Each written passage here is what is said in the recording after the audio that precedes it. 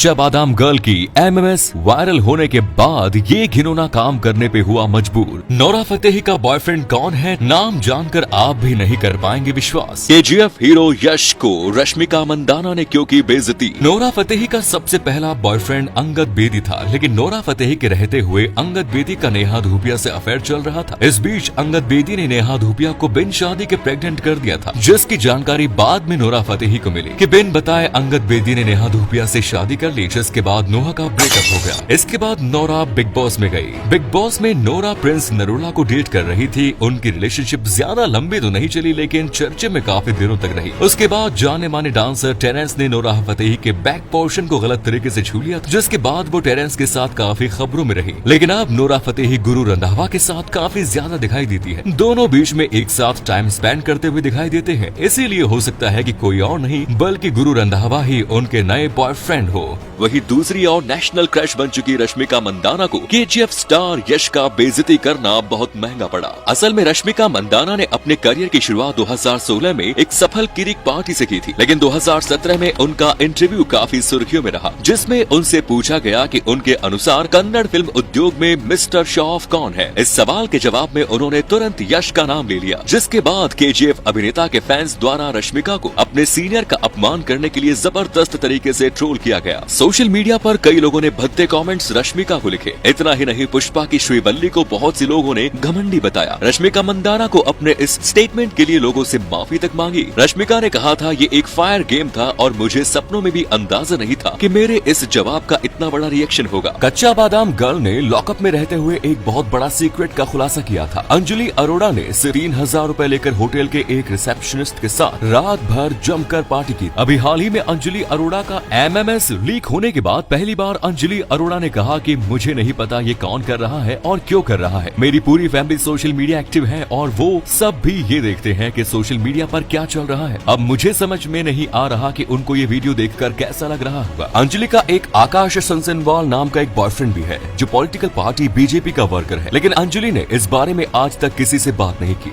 Lockup में रहने के दौरान अंजलि और मुनव्वर फारूकी के बीच एक रोमांटिक रिलेशनशिप एंगल देखने को मिला, लेकिन बाद में मुनव्वर अपनी गर्लफ्रेंड के साथ दिखाई दिए, जिसके बाद अंजलि और मुनव्वर के रोमांटिक रिलेशनशिप पर फुल स्टॉप लग गया। कच्चा बादाम गर्ल अंजलि अरोड़ा ने लॉकअप से बाहर आने के बाद एक बहुत सारी म्यूजिक वीडियो शूट की है, जो जल्द ही रिलीज होने वाली है। इनका पोस्टर भी आपको बहुत जल्द देखने को मिलेगा। 23 साल की ये अंजलि आजकल काम की तलाश में है और बॉलीवुड में काम करने का मौका ढूंढ रही है। अंजलि के इंस्टाग्राम पर 11.4 मिलियन फॉलोअर्स है, लेकिन ये बात आप नहीं जानते होंगे कि ये इंस्टा पर एक पोस्ट डालने के 1 लाख रुपए तक चार्ज करती है। साल भर में 3 करोड़ से ज्यादा कमाती है। अपने कातिलाना नजरों से तीर चलाने वाली प्रिया प्रकाश वारियर का ये वीडियो तो आपने देखा ही होगा, लेकिन अब ये कहाँ है। असल में आई ब्लिंक वाली वीडियो वायरल होने के बाद प्रिया प्रकाश रातों रात सोशल मीडिया सेंसेशन बन गई थी, लेकिन अब उन्हें कोई नहीं पूछ रहा। हालांकि इनकी एक फिल्म विष्णु प्रिया इसी महीने रिलीज होने वाली है। इसके बाद ये इस साल के अंत में कोला और श्रीदेवी बंगलो में नजर आएंगी। 2019 में मलयालम फिल्म फाइनल्स में इन्होंने नी मज़ाहिविलू पोलेन गाना गाया था। ये फिलहाल हैदराबाद में है और तमिल, तेलुगु, मलयालम और हिंदी फिल्मों में काम कर रही हैं। इंस्टाग्राम पर इनके 7.1 मिलियन फॉलोअर्स हैं। तनुश्री दत्ता ने नाना पाटेकर के ऊपर छेड़छाड़ का आरोप लगाते हुए बॉलीवुड में मी टू मूवमेंट की शुरुआत की थी। ये मामला काफी बढ़ गया था और मुंबई पुलिस तक भी पहुंच गया था। तनुश्री ने नाना पाटेकर पर फिल्म हॉर्न ओके प्लीज के सेट पर गलत तरीके से छूने का आरोप लगाया कि नाना पाटेकर ने मुझे गाने के स्टेप्स सिखाने के बहाने टच किया। उन्होंने मुझे बहुत ही अश्लील ढंग से छुआ। नाना के इस हरकत के बाद तनुश्री फिल्म से बाहर हो गई और उनकी जगह राखी सावंत को लाया गया। मामला पुलिस के पास पहुंचा,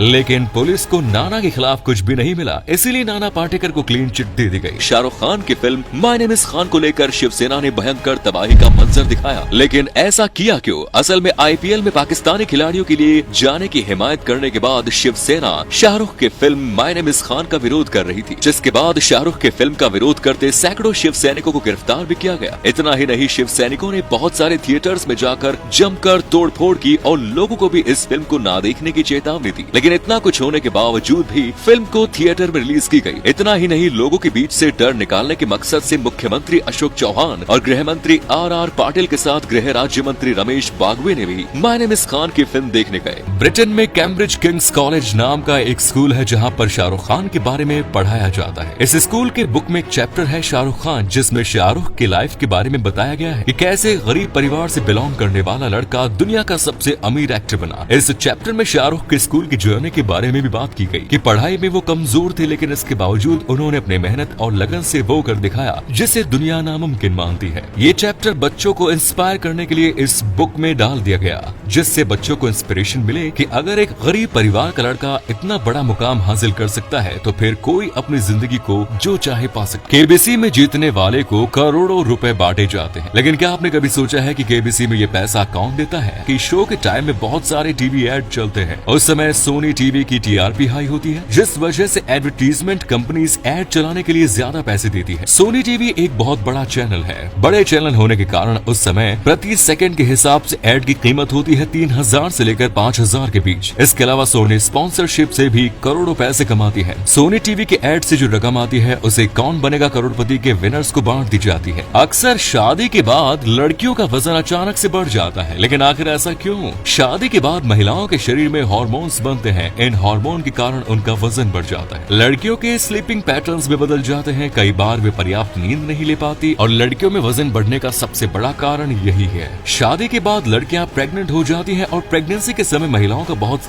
ख्याल रखा जाता है, जिसके कारण प्रेग्नेंट माँ 1 साल तक कोई भी काम नहीं करती, जिससे वजन दुगना तेजी से बढ़ जाता है। कई बार ऐसी घटनाएं सामने आती है जब माता पिता अपने मासूम बच्चों को कार में बंद करके कुछ सामान खरीदने जाते हैं, मगर ऐसे में उनका दम घुट जाता है। हाल ही में इंग्लैंड में एक ऐसी घटना हो गई जिसने सभी को चौंका दिया। यहाँ पुलिस ने मासूम बच्ची को बंद कार से बचाने के लिए उसका शीशा तोड़ दिया, मगर जब उन्हें सच का पता चला तो उनके होश उड़ गए। दरअसल वो कोई बच्ची नहीं थी, बल्कि एक बच्ची जैसी दिखने वाली गुड़िया थी। जब माँ बेटी शॉपिंग से लौटी तो उन्होंने देखा कि उनकी कार को लोगों ने घेरा हुआ है। वहाँ पुलिस वाले थे और उनकी कार की खिड़की का शीशा टूटा हुआ था। पुलिस ने बताया कि उन्हें किसी ने फोन करके बताया था कि कार में एक बच्ची फंसी है, जो पहले हिल डुल रही थी, लेकिन अब वो सांस नहीं ले रही। शायद बच्ची कार में बंद हो गई है। ऐसे में उन्होंने कार में बंद बच्चे को बचाने के लिए शीशा तोड़ दिया, लेकिन जब पुलिस को पता चला कि वो बच्चा नहीं गुड़िया है तो वो अपनी गलती पर काफी शर्मिंदा हुए। हालांकि पुलिस ने सबके सामने महिला से माफी मांगी और उसके कांच को तोड़ने के लिए 26,000 रुपए का फाइन भी भरा।